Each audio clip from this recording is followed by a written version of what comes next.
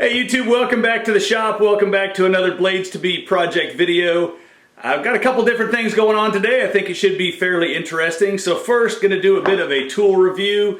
A new tap wrench I got here from Northern Machining Incorporated. It's just a machine shop out of Norfolk, New York, and was looking for a new tap wrench. Found this one online, looked pretty cool. So we'll go and share a little bit of that. We'll compare that to sort of a standard tap wrench. Also, got this new tap wrench, but I've got an idea for how to, I think, slightly improve it. So as we're going through doing the review on it, talk a little bit about my sort of hack for that to, I think, make it a little better. We'll find out after I try it. And in order to tap a hole, trying to come up with a good project, we're going to make a couple of screw jacks. So I've got some aluminum here, and we're just going to go through and make a couple of small screw jacks. So a little bit of knurling, a couple other things, but let's spin the camera around. Let's dig into this tap wrench a little bit, and we'll talk a little bit more about the project we're going to do to tap a couple of holes and test it out as well. All right, so here's this tap wrench from Northern Machining Incorporated, and as you can see right off the bat, it's got this post up on the top, so looks a little bit different. Here's a standard Greenfield tap wrench. So I really needed the tap wrench that would hold a 3/4 inch tap, and that's why I needed to get this one. This one only holds up to a 1/2 inch tap, but it just was so innovative when I found it online that I just needed to buy one and check it out. So, a standard tap handle, you've got a fixed jaw, you've got a movable jaw, and this one holds up to 3/4 of an inch. This Greenfield tap handle, it's nice, feels good, good quality looking steel, nice knurl on each end. Nothing wrong with this, definitely going to serve me well, and I made sure that I got one where the handles were short enough that it will be able to swing, so when I'm tapping in the lathe, I should be able to turn this all the way around without hitting my bed. So still, that one's going to work for that. But this one, what makes this a little bit different, and what's going on with this post and this wheel, and what are we going to modify? So what happens with this one, when you unscrew the handles, you'll notice that the jaws are not moving right off the bat. So I'm unscrewing those, and there's actually a hole in them. We'll pull it apart here in a minute on a post. So to move the jaws, you actually spin this big dial, and that opens the jaws up. And what that's doing is that is keeping the jaws centered all the time, so that no matter what size tap you hold onto, even if your tap doesn't have a hole in the end of it where you can put a center or line it up, you can either grab this post in the jaws of a chuck, or it has a center hole in it and you can put your center in that to keep your tap straight and line it up when you're tapping. So again, those are turning, and then once you lock those onto your tap, we'll see what that looks like. So you turn those, you lock that onto your tap, and then you can still go in and you can tighten these up to really make sure that you're getting that nice and secure. So you've got that locked on your tap, not going to come out, and now it is centered. So you can put that in there, you can either put it on a center, or again, you can grab it in a chuck if you're in a mill maybe, and you can spin that. So that part works great. So let's pull this apart real quick and I'll show you what is going on and exactly how this works in there. So these just unscrew. You can see that that just has a hole right in there, and that's sliding over top of the post on this jaw. And then there's another little post on the top of this jaw that is fitting in this cam. We'll get this other one out of here. So you've got the other jaw, looks just exactly the same. And then what's going on here is there's just a cam, a slot inside there. So as you turn that, it is moving that pin, the post sticking up on those jaws is in that slot, and it's spinning them open and closed. So pretty neat idea. Great way to self-center your tap.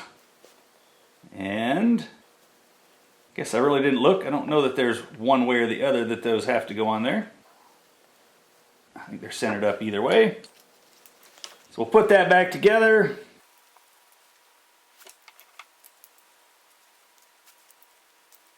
And voila, tighten it back up, and our tap is working. So my hack for this, putting it in the milling machine, easy enough. If you want to grab onto that, you can still spin this with one hand. You can spin the whole chuck. I think that's going to work quite well in the milling machine. What I like to do when I'm tapping in the lathe is, you have to put the center. This will be nicer than a wrench, which I've typically done, and you can turn the back of your tailstock in the center. You can still spin this handle with one hand. But what I thought would be really great is if this post would turn, then I could tap in the lathe with both hands, and it could be clamped on in the tailstock, and then it would just drag this tailstock along with me as I was tapping, and you could just tap with both hands. So since this post does not turn, my hack is we're going to take a needle bearing and we're going to stick a needle bearing on the outside of that so that I can grab this needle bearing in a chuck, and then this is going to spin freely on that needle bearing. Now, the first one I ordered, this one's a little bit too long. I do have another one coming from Amazon, so before we get done, I've got one that's only 5/16, so it's going to leave us a little bit of room, and then we're going to cut a snap ring groove in this post to hold that needle bearing on with the snap ring groove on there. This should be able to spin, and with the snap ring, this should drag my tailstock along and make it a little bit easier for tapping in the lathe. So as I said, the project we're going to do here today is we're going to make a couple of small screw jacks. So always something handy to have around the milling machine is a little screw jack. So we're just going to take some 1-inch aluminum.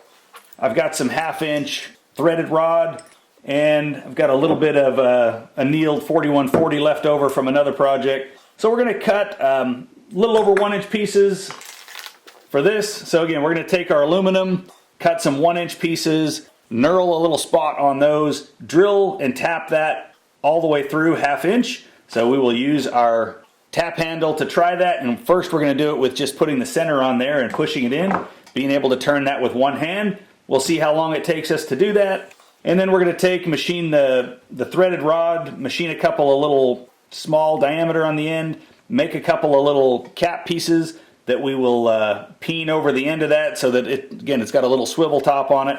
And like I say, make a couple of little small screw jacks so that we have around the mill anytime you've got chatter, need to give something a little bit of extra support. So we'll time how long it takes us to tap that, and then in order to cut a snap ring groove on this, I could take these off and I could probably clamp that up in my 4-jaw chuck and still be able to dial that in and get that to spin. That seems even more complicated, so my thought is I'm just going to I already need to set my rotary table up on my milling machine anyway. So when I've got my rotary table set up, I'm just going to clamp this onto the rotary table. I'm going to use a center down inside my collet and just center it off of that post, get this centered on the rotary table, clamp it, move it off to the side a little bit, and then we're just going to use a slitting saw to go in there and go in about whatever it is. My snap rings aren't here yet either. They're going to get here when the bearing gets here. But we'll go in about 25 thou deep. It's probably about what we're going to cut for that snap ring. And then we'll use the rotary table to spin this around, and we will cut that snap ring groove all the way around on here. And that should work. And if we have to go a little bit wider, oh, let's see. No, we'll go in from the side. No, we're going to have to go around no matter what.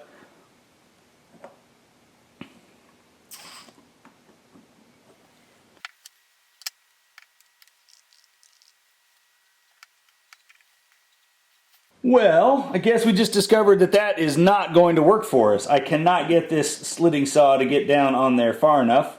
So I guess back to plan A, we're going to stick this in a 4-jaw chuck. So we'll stick this in a 4-jaw chuck. I've got some high-speed tools. We'll just make sure we machine a tool the width of our snap ring groove, and we will end up putting that in the 4-jaw and then machining it that way. So we'll have to quickly dial it in and dial in that surface to be able to cut our snap ring groove in it that way. So we'll see what happens, but that's the project. So let's head over to the lathe and let's get this drilled, and let's try tapping it with this new tapping tool the way it is set up, and then we'll get it knurled. We'll get one cut off. We'll make our other pieces, our threaded posts, and then after we get the snap ring groove cut in that, then we will try tapping one with the bearing on there instead, and we'll see if our hack saves us any time, works any better. Let's go over to the lathe and make some chips. All right, let's start with making our threaded post here for our jack. Now we're going to knurl this. We want it to be a little over an inch, or right at about an inch long overall. So if we leave that much sticking out, we should be able to knurl that, part that off, tap everything right there. So we're just going to face that off, take a skim off the outside.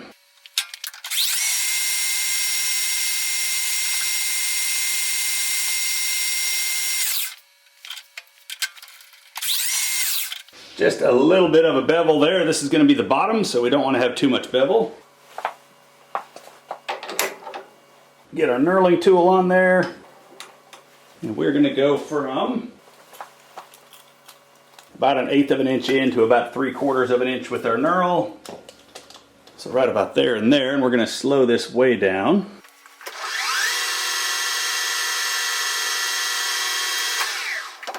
Ideally, I'd love to put a center in there, but I do not have a center small enough diameter. This knurling tool doesn't stick very far out the front, so we're going to have to knurl without a center.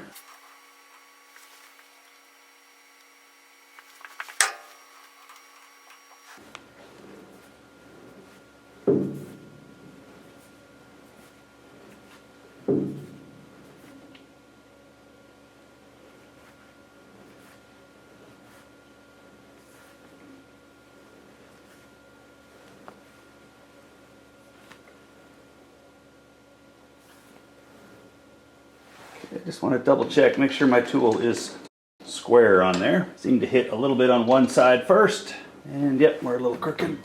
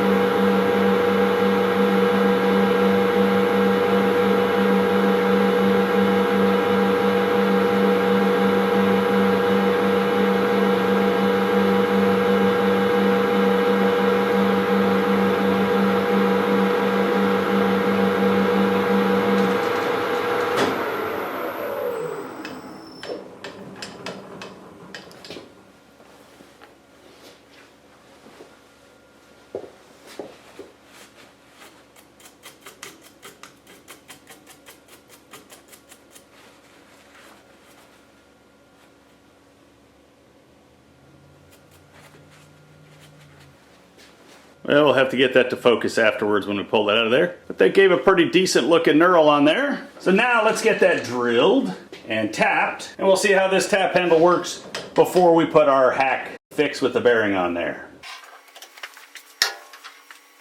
Speed that up a little bit.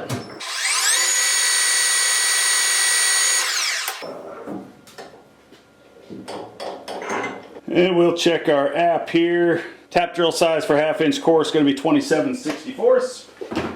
And we need to tap in there. We're going to go 1 inch deep. Don't want to drill waste too much. Can always run the tap in to finish it up the last little bit after I part it off if I need to, because I want to make another one and I don't want to go in too far.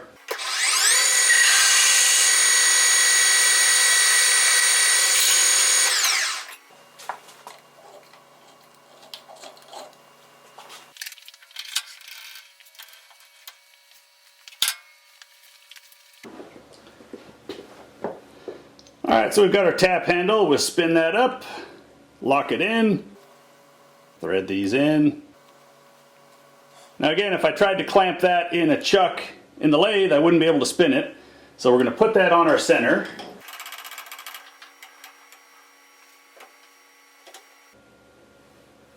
Let's get some tapping fluid.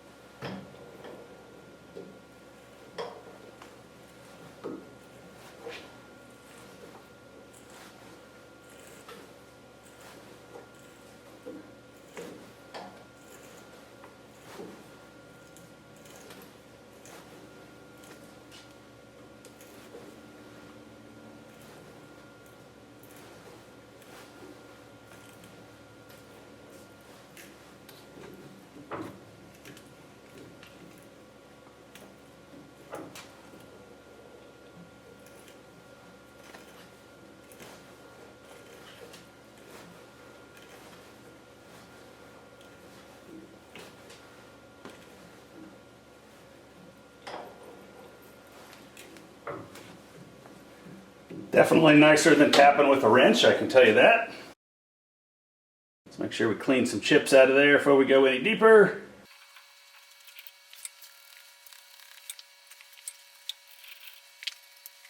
Mark our tap so we know about where we're going to.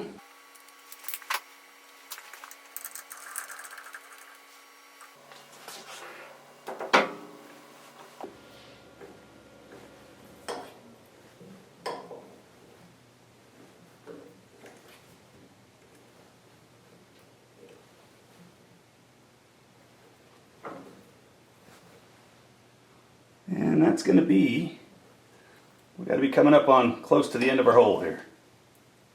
Yep, that's the end. Okay. Well, we'll see what that took us for time. It still didn't take too long to drill that. But I think if we put a bearing on that and be able to tap with both hands, I think that'll make that run even smoother and easier. Let's get that parted off. Yep. Nice and square still. And we are going for roughly an inch. Somewhere right about there. So I'm going to get that started with the part, and then I'm going to grab my tool and bevel that edge a little bit, and then we'll part it off the rest of the way.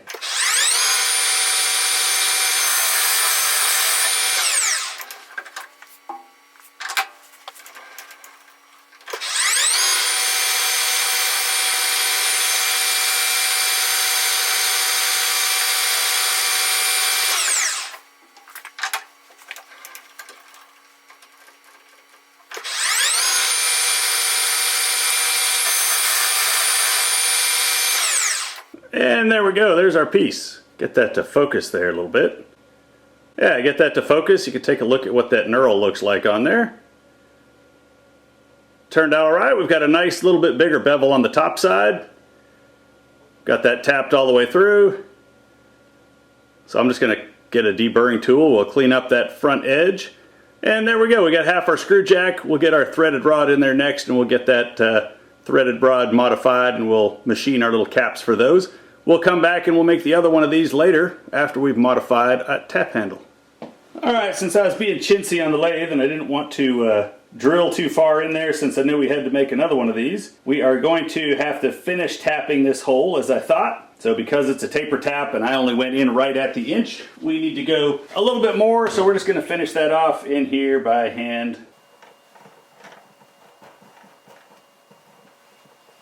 Make sure that this is, yeah, that taper tap only came out the bottom about 1/8 of an inch, so definitely not enough for the threads to be going all the way through the other end. There we go. Finish those last couple threads off, and we should be good all the way through there now. Alright, well now we've got that so that it threads on there nicely. That thread is going all the way through there, goes through from either end.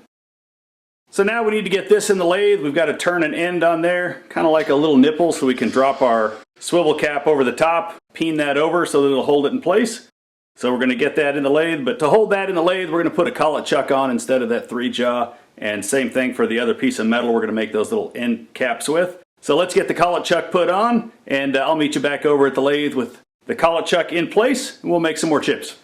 Well, we're back at the lathe. We got the collet chuck on there. Here's some 4140 that we're going to use to, what we're making is on the end of that threaded shaft, we're just going to have a little spinning washer so that when we're using our screw jack, tighten up against something, that it's, you know, something that's going to spin. We'll make a couple of those real quick. Leave enough sticking out that we can make both of them. We're just going to face this off to clean it up. Turn the outside diameter again just to clean it up. And then we will machine a little bevel on the back side, drill a hole in there, and then we'll part these off. This diameter we can go a little faster.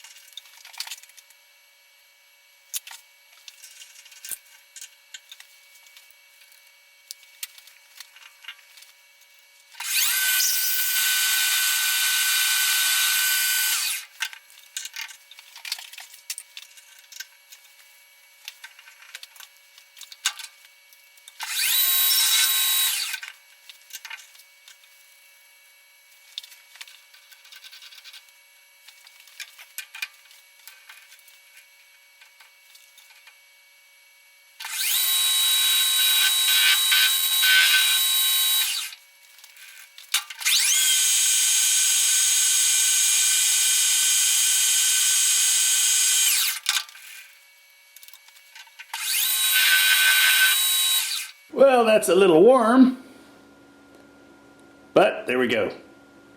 There's our first one. Little countersink in there. Our stud will come through, we'll peen it over, that'll lock it on our threaded shaft. Nice bevel on the backside, and we'll go knock that deburring spot off of there, and we'll clean up that backside just a little bit. And there it is, we got that cooled down, deburred. So there's the end of one of our threaded studs. Let's make one more of those.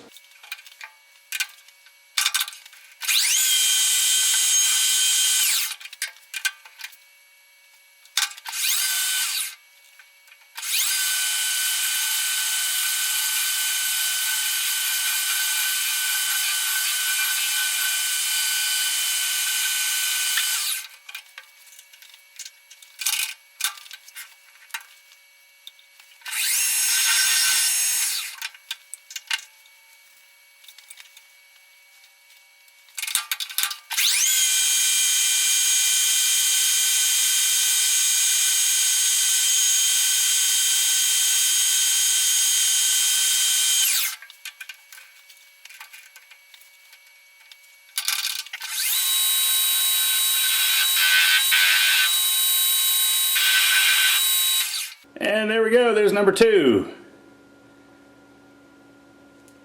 So now let's get that threaded rod in there. Let's turn down the ends of those a little bit to pop through those holes, peen those over, and screw jacks are just about done.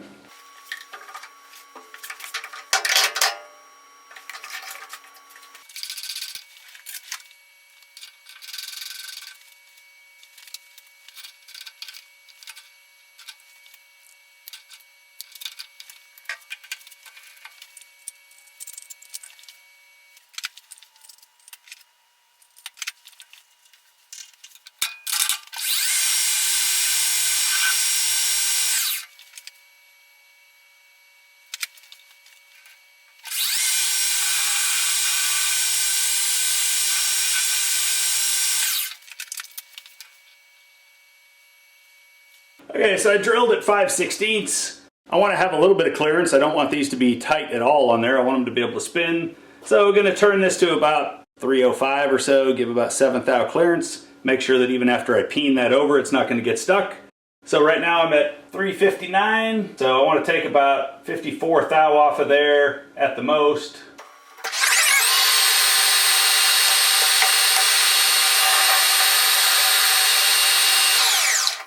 My insert must be pretty dead. It's pretty not very good finish on there. Let's slow that feed down a little bit. Actually, let's just go back to feeding by hand. Only going 200 thou.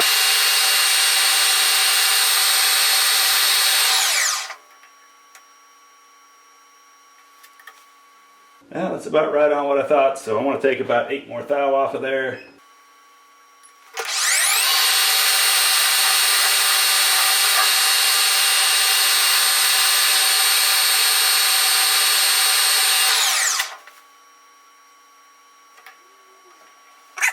About 304, let's see how that fits on there. Fits on there fine. Okay. Now we're just going to put a little bit of a hole in the end of that so that when we go to peen that over, it's a little bit easier to do that.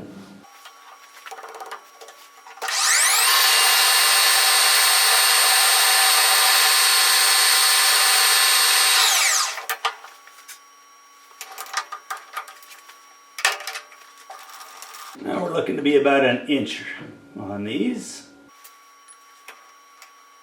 to match up with the stud we're putting it in.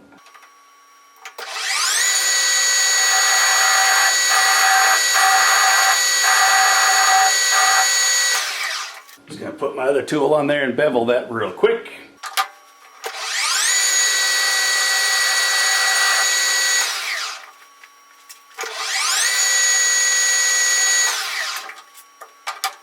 Go back to our 1 inch, and we should be right back in that groove.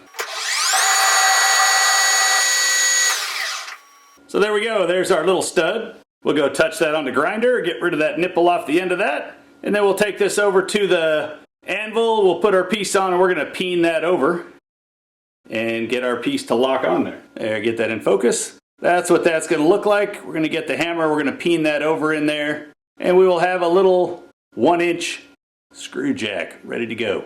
And actually, one thing I want to do real quick before I peen that end on there is I'm going to make a little hacksaw cut in the bottom of this. We are going to cut some flats on there so that you can wrench it a little bit tight, but in case it gets all the way inside of our screw jack and we can't get it out, I want to put a little notch on the back so that I can always put a screwdriver on there if I needed to get this back out of there.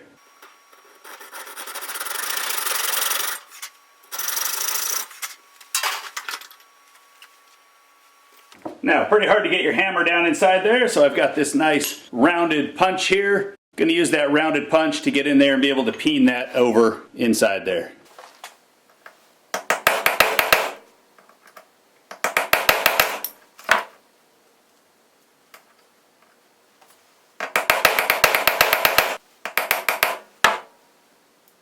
Okay, it's getting stuck on there now.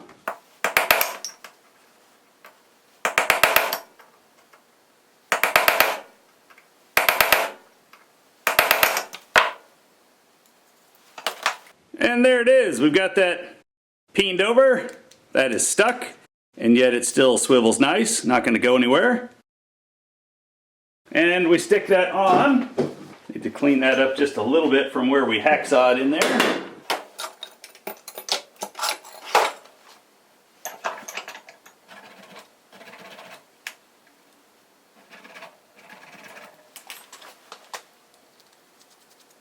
There is our screw jack going together.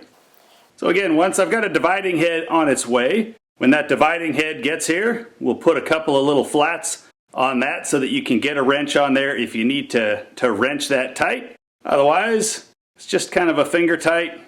And like I say, I put that flat in there so that if we do need to screw it all the way down to that 1-inch height, then be able to still get that out of there as well. But there's small little screw jack, fun little project for today. And when we get that tap modified, we'll see if we can tap that hole in this one a little bit faster as we make the second one. But hey, we still need to make one more threaded shaft, get that done, so let's head back to the lathe and knock that out. Alright, let's knock out the second threaded shaft here.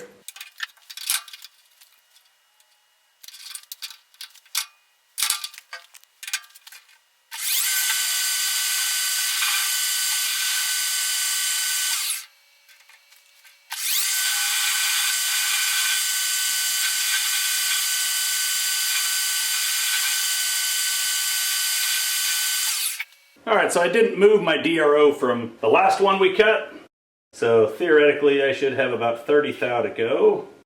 And yes, it says here I've got 32 thou to go. So I just took the tool off, put it back on, should be pretty good repeatability.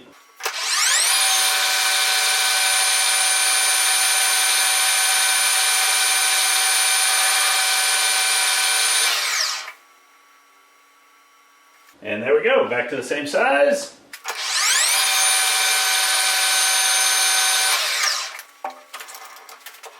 Put our little hole in the end there so that we can peen that over.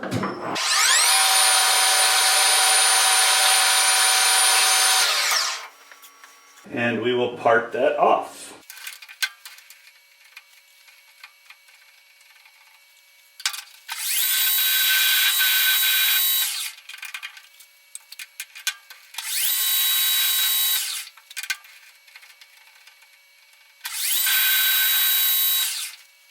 Alright, there is number 2. So, same thing, we'll get that over, we'll go clean that little bump off the back there, and we will get this peened onto our other top. Be all set.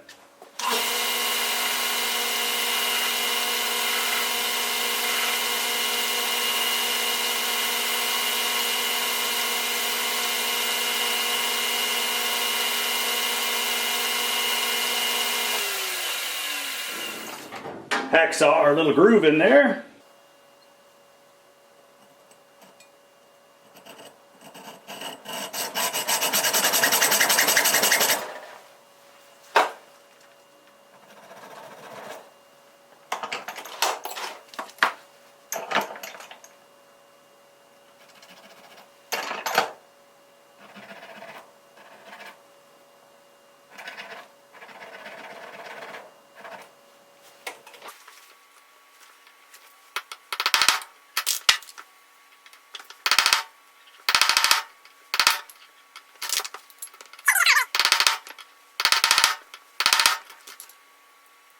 All right, that's getting locked on there now.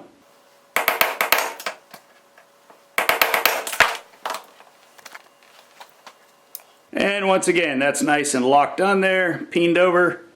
Just a little bit of play, but spins nice and free.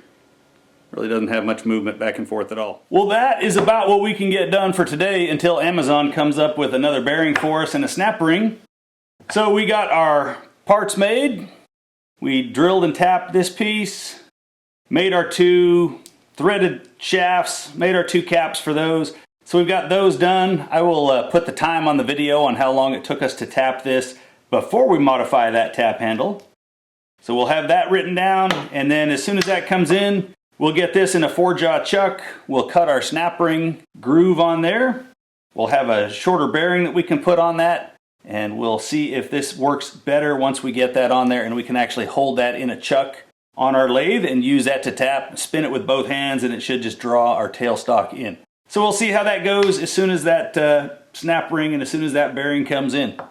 Stay tuned. Welcome back, YouTube. I know it's only been a minute for you. It's been a week for me while I've been waiting on these parts to come in and make it through the weather delay, but they are finally here. So we have a small 5/16 bearing now, and this one is actually better than that last one. It's got the needles are all right close together, so a little better quality bearing, and it's only 5/16 of an inch wide. So we're going to stick that on this tap wrench. We're going to finish our hack with that, and we're going to have room to get this little snap ring put on there and get that right on the top to lock that bearing in place for us.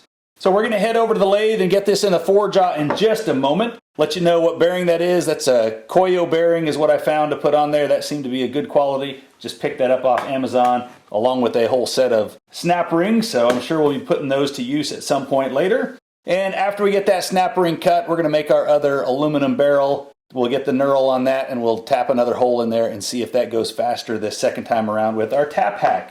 So we'll get over the lathe, we'll get this in the 4-jaw, and then we're also going to take, and I'm just going to use my high-speed steel parting tool. I think that's going to be the easiest for me. I'm going to grind that down to the thickness of this snap ring, and that's what I'm going to use to cut the groove in there as well. So let's head over to the lathe, get the 4-jaw on, let's get this set up, get it dialed in. We'll work on grinding up that tool bit, and let's get a groove cut. One last thing before we head over there is we're going to need to take this all apart in order to get this to fit in our 4-jaw chuck for us.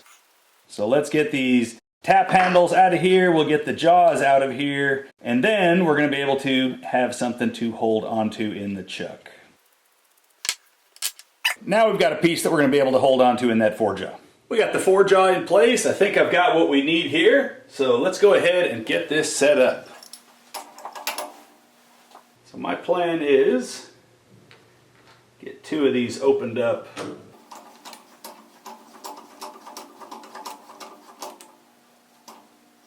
Somewhere about there. 1, 2, 3, 4th jaw, 4th line.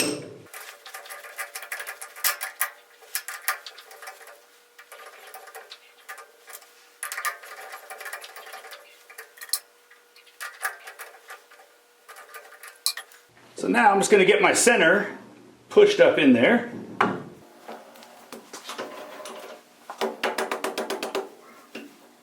And I'm going to use that center, just a little bit of pressure, hold that against those jaws, and then I'm going to get my shims in, and that should be having us, that should be pretty darn close right there. And let us get our shims set up in here.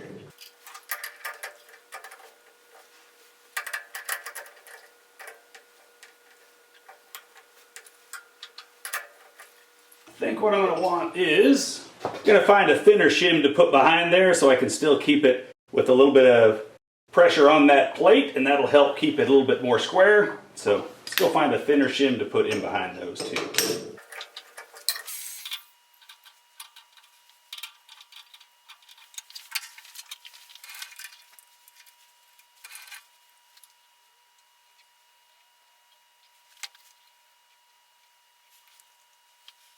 So that center didn't hold it near as close as I was hoping it was going to, but that's all right.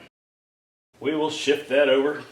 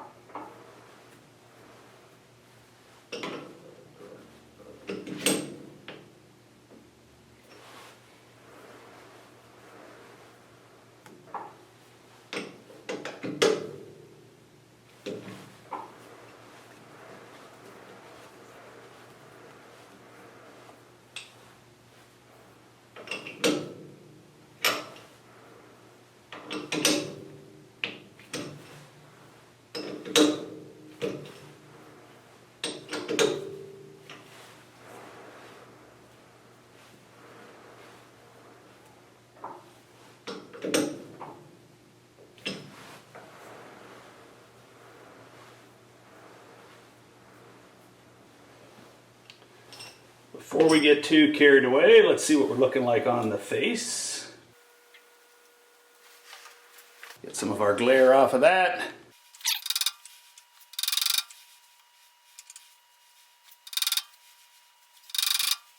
Alright, I think that looks good. Double check our outside. And that definitely moved us some here.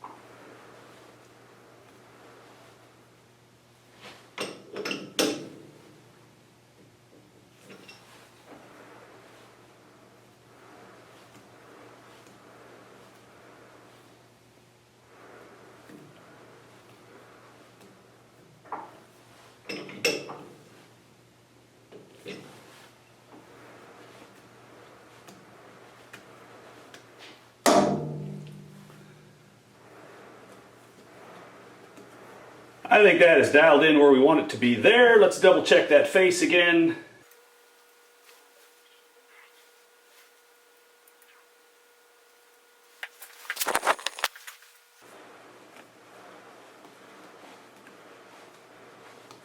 And that's moving about 2/10. So, we are locked in.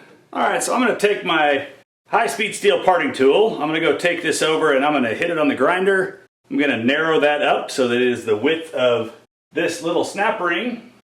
So we'll just use our calipers. I'm not going to go very deep at all. We're only going about 15 thou deep per side. Just going to take a little spot off the end of this and I'm going to grind that in there nice and thin so that we'll have a tool to go in there and cut our groove with. So let's head over to the grinder and knock that up. Alright, we're going to start with a 60 grit belt on there. We're going for about 25.5 thou wide. So pretty narrow little tool bit we're making.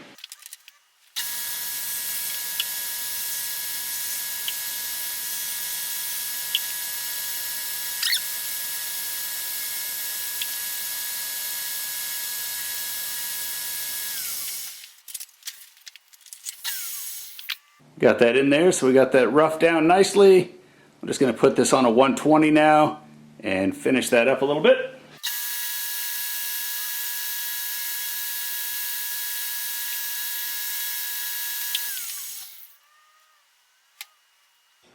Got a bit of a taper, so let me knock the front off of that just a little bit.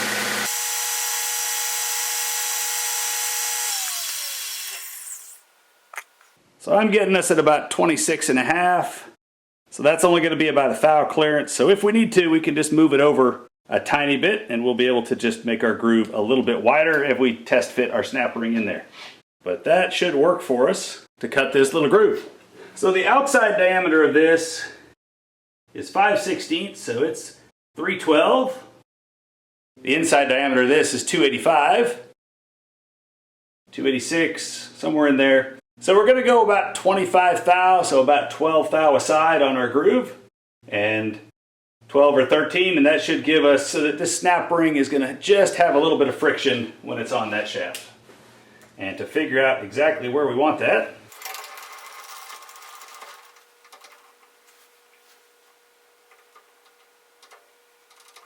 right about there.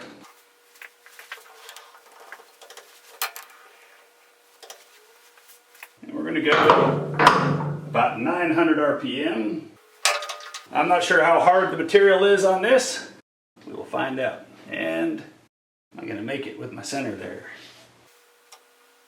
Yep, we're going to have just enough clearance with the center, not have to have that parting tool hanging out any farther than we want it to. Let's go ahead and try to get a little better angle on this. Make sure we can see what's going on here. All right, I'm going to go in there, I'm going to touch, I'm going to set my DRO, and then we're going to feed in 25 thou off the diameter. That should be 12.5 or so on each side. Should give us a nice fit for that snap ring. I'll mark my DRO, and if we need to make it a little bit wider, we'll come in and we'll move a couple thou over to make it a little bit wider.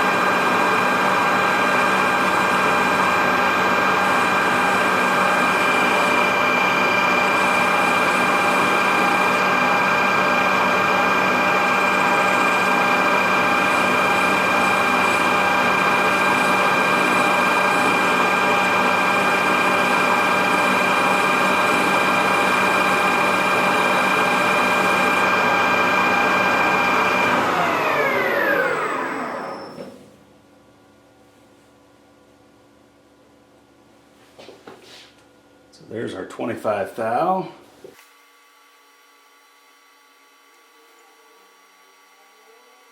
And that is not quite wanting to drop in there. So we're going to move this over 5 thou and we're going to feed back in there again and make that just a little wider.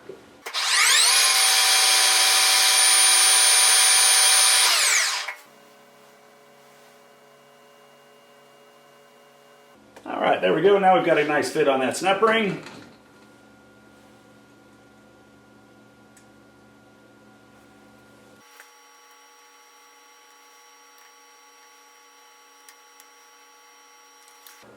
And there we go. We have a snap ring.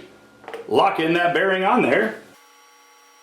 So I'm just gonna, it sticks out just a little bit. I'm gonna grind those just off enough that it's not gonna interfere as we put that in and out of a chuck. Let's get this out of here. We're gonna get the 3-jaw chuck put back on. Let's finish our other piece of aluminum and let's try tapping a hole with this new hacked up tap handle.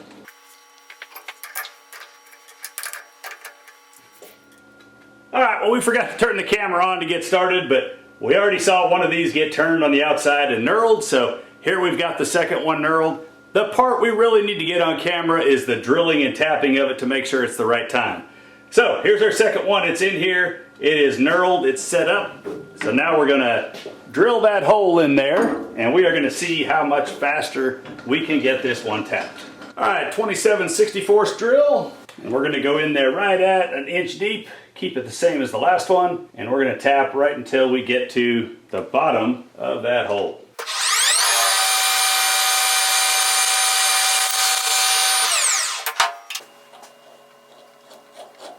A little bevel will get us going. Now we need to get this reassembled for our big moment of truth here.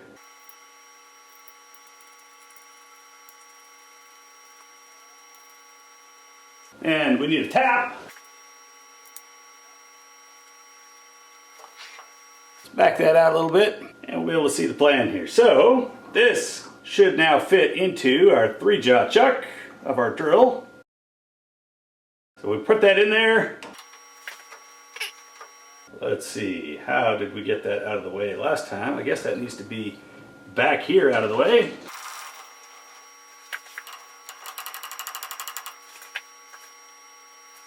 And let's get a little cutting oil on there. And let's also see where 1 inch is on our tap. Make sure we don't go crazy here. All right, right about there. So now the plan is, I'm going to leave my tailstock loose and I should be able to tap, not have to feed it by hand, and it is just going to pull my tailstock along. We're going to give it a little bit of pressure, make sure it gets started, make sure it doesn't just spin. And then on the video, we'll keep track of the time again like I did on the last one, and we're trying to beat 90 seconds. So let's get this hole done.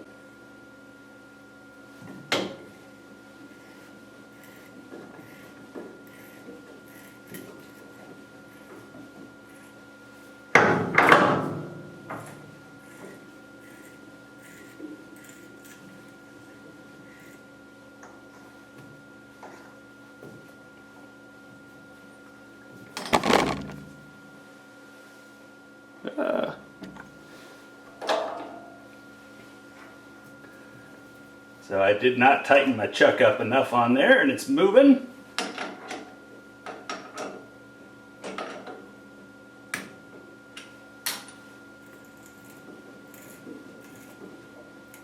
Oh, I see what's happening. There we go. Can't move the carriage along. I need to give it a little bit more room.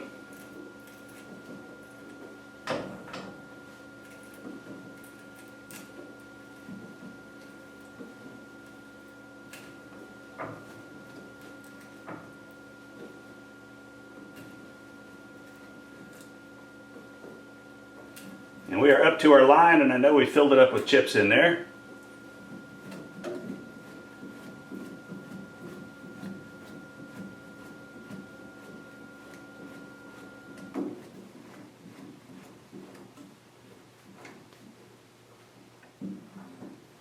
All right, so even with a little bit of a learning curve and having it run into our carriage here and pop it out of the chuck, still, I think fed in there, and that was a whole lot nicer to tap than trying to run 2 levers and 2 hands at once. So far, we'll check it out on the video on camera, but I am pretty sure that that is a decent tap hack right there. And now you can put this in a chuck, let it spin, tap with both hands, and it will pull your chuck along with you as you go. Worth cutting a little snap ring groove for, I would say. Let's get this parted off, tap the rest of the way through, and we will wrap this up.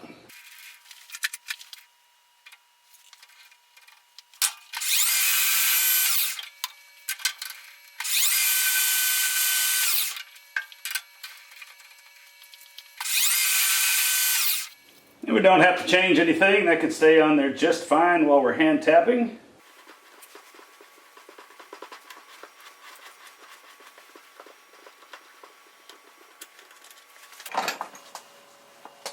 And there we have it. Go get some acetone on that. We'll clean off our little orange line and we will be done.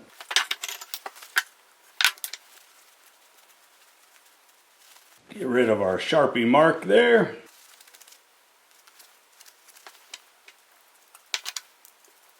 So there we have it. We've got a couple of little screw jacks for the shop. We've drilled a couple holes and there's our tap hack.